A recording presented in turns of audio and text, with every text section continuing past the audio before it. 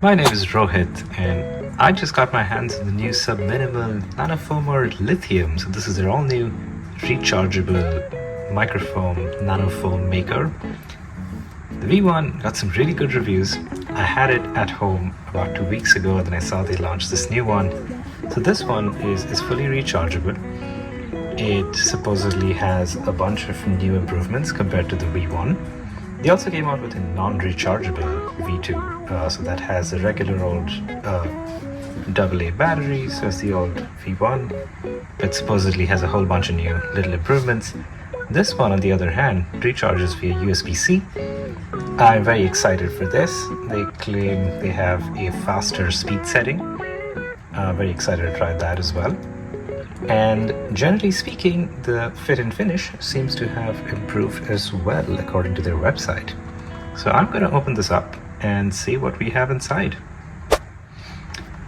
Alright, so I've got the sleeve out, and it comes in this really nice sort of embossed logo on top.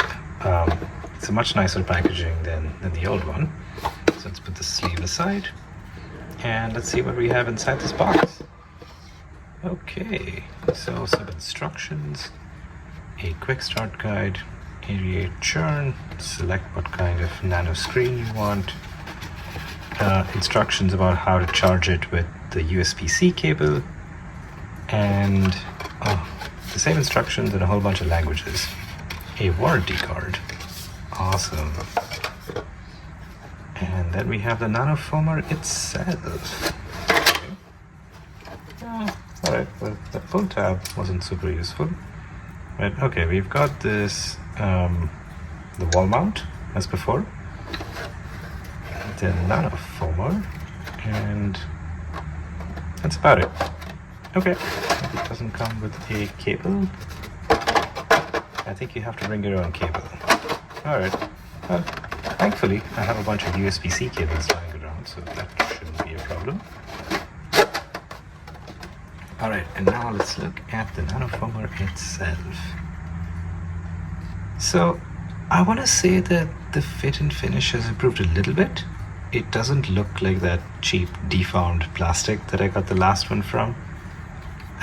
Some of the finish around the edges is still not amazing. You kind of get this somewhat cheap vibe from it, but it does have your battery indicator, the logo at the back, and a CE logo and something that says made in China.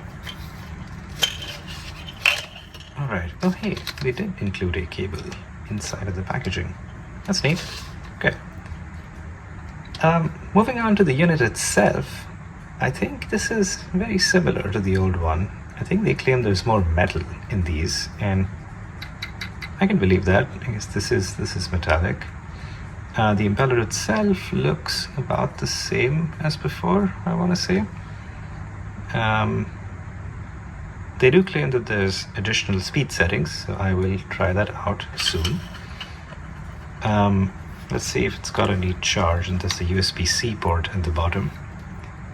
So I'm going to turn this on and see what goes. Okay. Oh wow, this is very smooth. Alright, so we've got this running. It's super smooth. It feels way more put together. This is the slower speed, and then this is turned off. It feels way more put together than the old V1. Yeah, I'm excited to try this out. It does not sort of rotate side to side. The motion, it feels very premium but refined in your hand. So this is the high speed again. Slightly lower speed. And turn it off. Alright, well, I'm gonna go make my first cup of cappuccino from the Subminimal Nanofoamer Lithium. I am not affiliated with the company in any way. I bought this because I'm excited to get better at making lattes and cappuccinos at home. The first cappuccino I make from this is probably not gonna look great, but hey, you gotta start somewhere. This is Rohit, and this has been my first look unboxing video of the Subminimal Nanofoamer Lithium.